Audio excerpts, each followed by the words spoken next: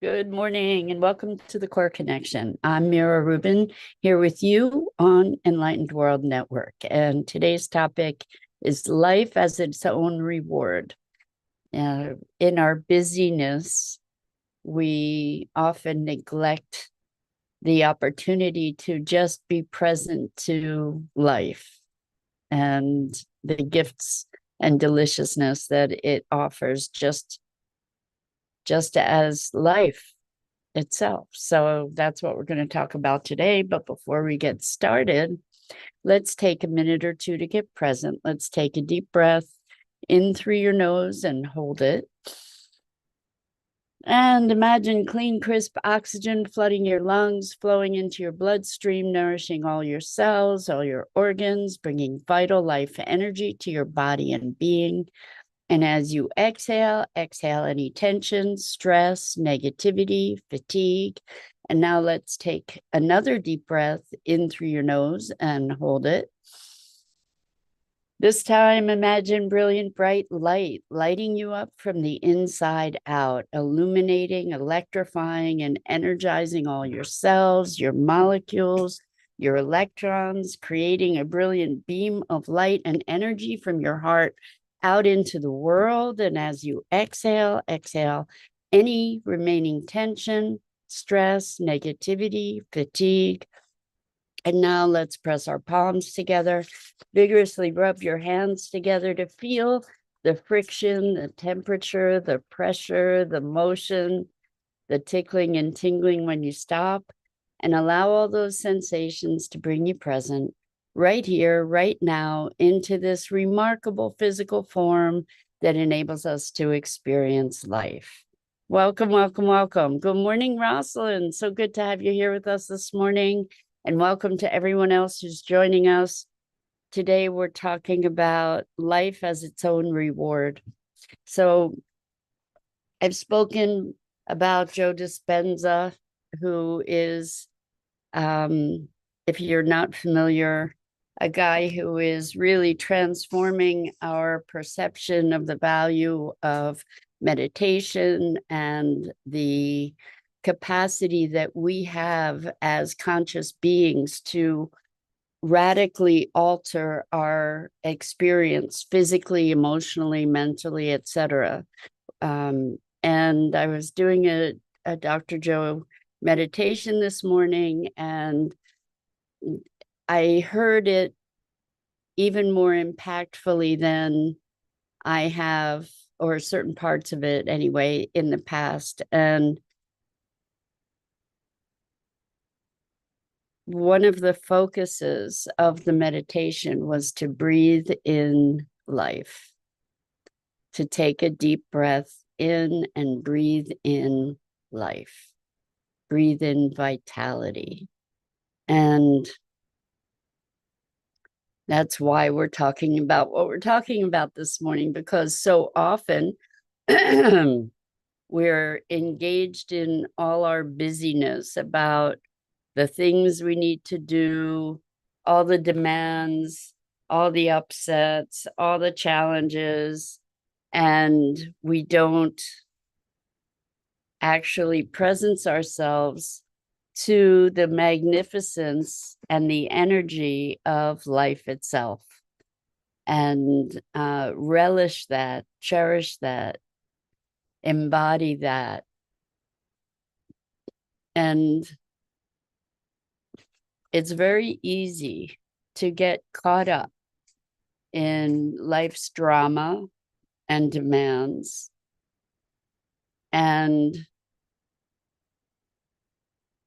taking a step back to presence ourselves to the miracle of life gives us a whole new perspective, whole new appreciation for this experience that we're having. And I wonder, so many of us experience a crisis of meaning. I certainly did for most of my life, just wondering why I was here, what this was about. I was very immersed in suffering. I know lots of us have been there. And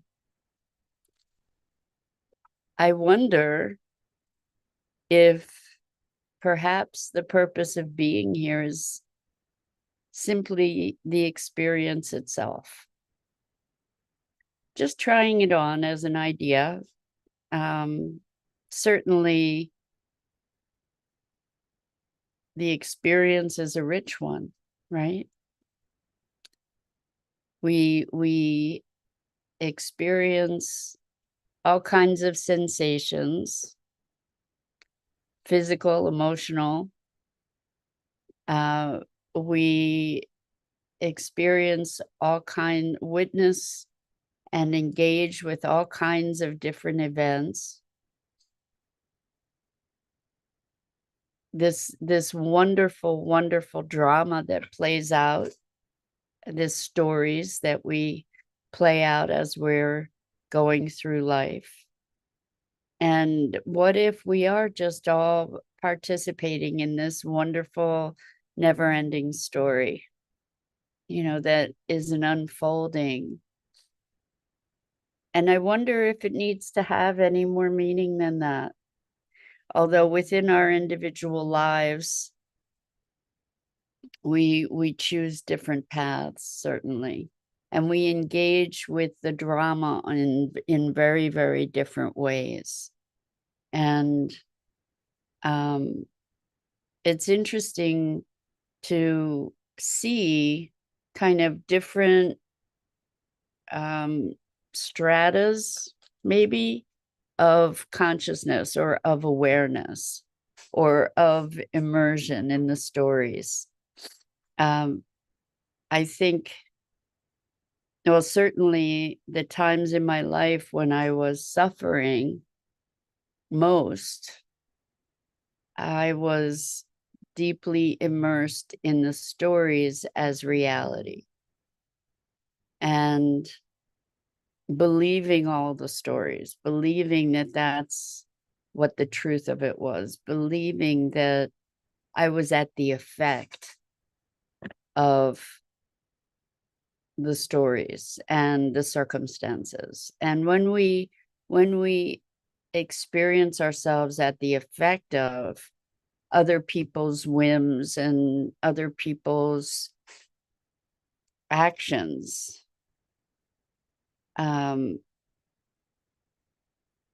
when that's the limit of our experience, then we can it propagates an experience of victimhood, right? And I can say that that's a place that I lived for a long time in my life too, is in a space of victimhood. And it's not I always have to feel that I have to clarify that it's not that we can't be victimized. We can be victimized, and we then get to choose whether to be a victim or not. And, people do terrible things to people. That can happen. And it doesn't mean that something terrible didn't happen. And we get to choose how we engage with those situations, at least at some point, at some evolution of consciousness. We get to be victims or to gather ourselves up to emerge beyond that. Two separate things. So I'm not saying that bad things don't happen. I am saying that ultimately we do have the power to exercise our will to deal with those situations in a way that we take back our power. Anyway, this notion of being able to be in our experience and witness our experience at the same time. We've talked about the power of the witness. It's the witness who gets to see the story.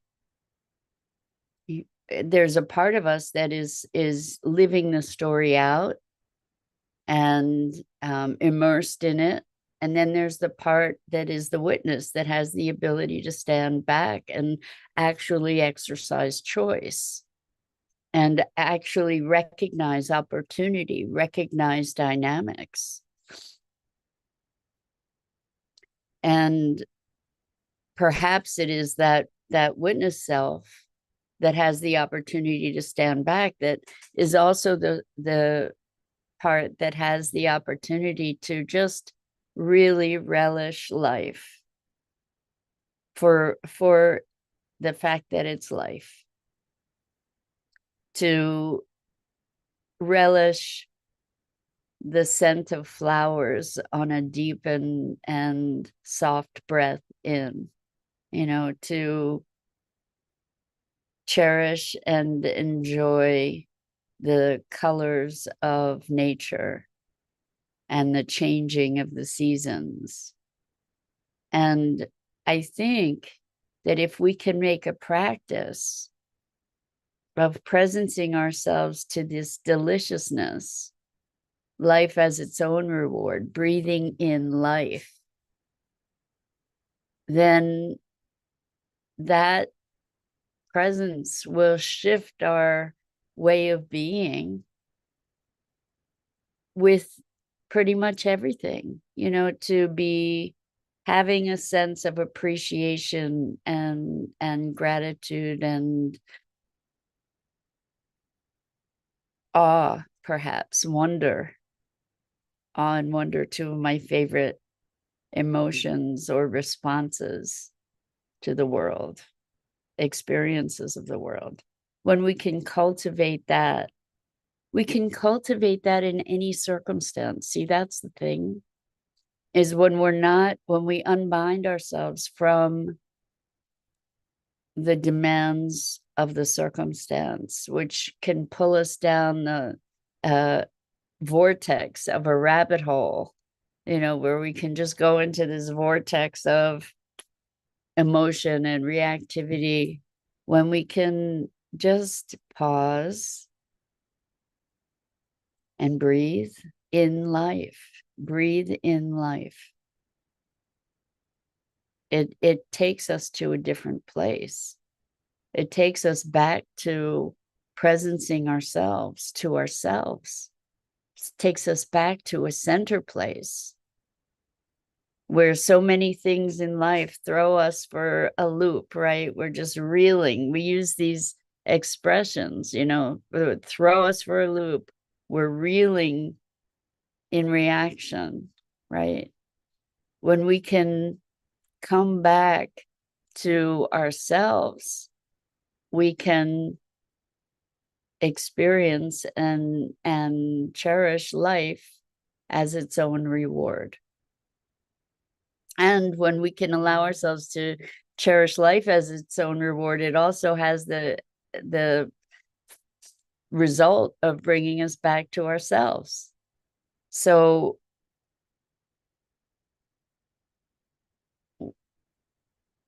I think we can tend to make things very complicated. When we choose how we be, when we can recognize that we have a choice about our being, that we are ultimately responsible, response-able regarding our own experience, our own feelings, then we can, as we experience that power and ability, we can also grant that power to others and to give them the respect of them being responsible for their own well-being and their own feelings. And again, at least two sides of things. It's not that our behaviors don't impact others and that we bear responsibility for our behavior and other people also have the responsibility or the ability to respond differently. And so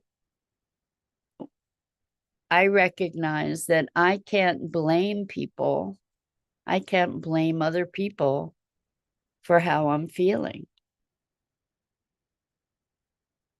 I could be feeling the way I'm feeling in response to something that they did, and ultimately I'm accountable for those feelings. And in the old world of drama that I used to reside in, I was at the effect, and I'm saying this like maybe it's all of us, I was at the effect of other people's behavior. You made me feel that way. You know, you did this or that to me. And now I'm finding myself much more free in taking responsibility because it gives me back my power. It gives me back sovereignty. It gives me back an opportunity for choice. And I'm using me as a universal here. It gives us back an opportunity to actually be the creator of our own experience. It actually gives us sovereignty in our lives where it gives us the opportunity to choose. And I'm not saying that it's necessarily easy to choose either, because we get tied up into these loops of pattern behavior and pattern response. You know, so growing up, we're in environments where we learn to respond in certain ways for self-preservation or to get praise or whatever it is. We learn these different patterns, and to break out of those patterns to come to a new place of choice is a courageous and challenging thing to do. To even realize that we have that option to come out of these pattern states. But one of the ways, I think a powerful question that we could pose to ourselves is, if I had choice, what might I choose? Because we might feel like we don't have choice. That's why I'm saying, if I had choice, what might I choose? And what would it take? Because there may be a wounding that is coming to our awareness that we then have the opportunity to address. You know, when we're locked into these patterns, fighting them doesn't really work so great. You know, we can exercise our will, but it takes so much energy to do that, right? Whereas we can use them as a jumping off point to complete those patterns, to dissolve them, to resolve them. Thank you. Rosalind says, from surviving to thriving. Exactly. I can tell you from personal experience, locked into that drama, it was survival. And I didn't feel like I was doing such a good job. I felt like I just had my nose above water sometimes before I bobbed under. You know, I really experienced feeling like I was drowning for so much of my life. Like I was just holding on, just barely holding on. And I don't think I'm alone in that. And the thing that makes the difference is taking back our power to say, just because that happened doesn't mean I have to feel that way. You know, just because somebody else is doing something or acting in a certain way doesn't mean I have to feel a certain way. We get to choose.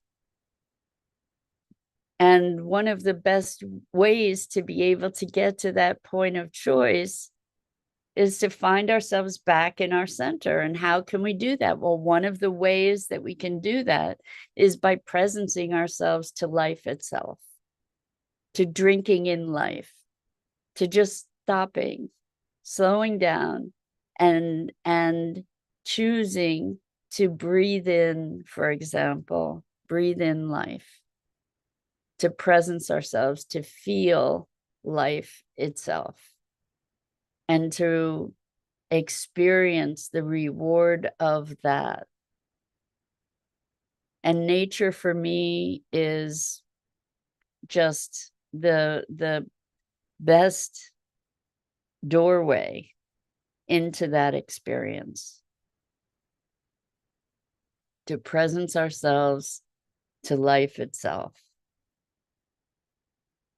And that's presencing ourselves to ourselves. It helps to bring us back to our center. Even in times of great despair, coming back into a state of presence,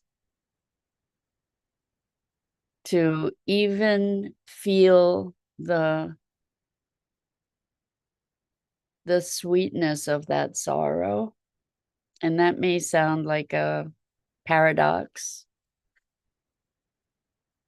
but to be able to feel something so deeply, so completely, so physically, to actually allow that feeling and to recognize it as part of an experience of life, part of a richness that can be indescribable. It can be excruciating. I imagine most of us have experienced the deep, deep sorrow that brings forth a wailing of just exquisite pain. And even that experience, the profundity of it, the pervasiveness of it, the completeness of it,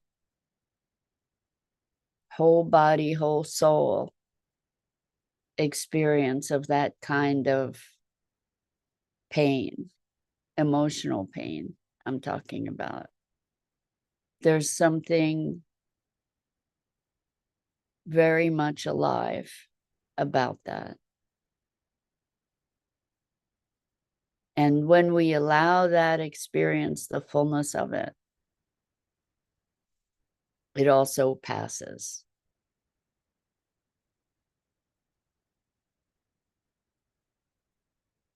And there's something quite miraculous about the fact that we have the experiences we have, just on a very fundamental level. Something quite miraculous about it. And rather than retreat from life, which is something that so many of us do out of protection or self-preservation, if we step into life, if we breathe it more deeply, if we engage more fully, there's so much more richness. I have, in the core connection work, what I see in so many people and what I've seen in myself also in life is that when there's a lot of pain, what happens is we numb ourselves. And in our numbing, ultimately that pain is perpetuated. That energy, the energy of that is just squashed. And it doesn't disappear. It just gets compressed for later impact. And sometimes the numbing, if it's temporary, can be a great survival tool. But if we want to move to thriving, we really do need to open ourselves up to the richness of the experience of life and to allow life itself to be its own reward. So that's it for this morning. I'm Mira Rubin. This is the Core Connection, and I go live. I go live here each weekday morning at 9 a.m. Eastern on the Enlightened World Network Facebook page and YouTube channel. And as always, it is a tremendous pleasure and privilege to be able to engage with you in these morning musings about being human. So until next time, so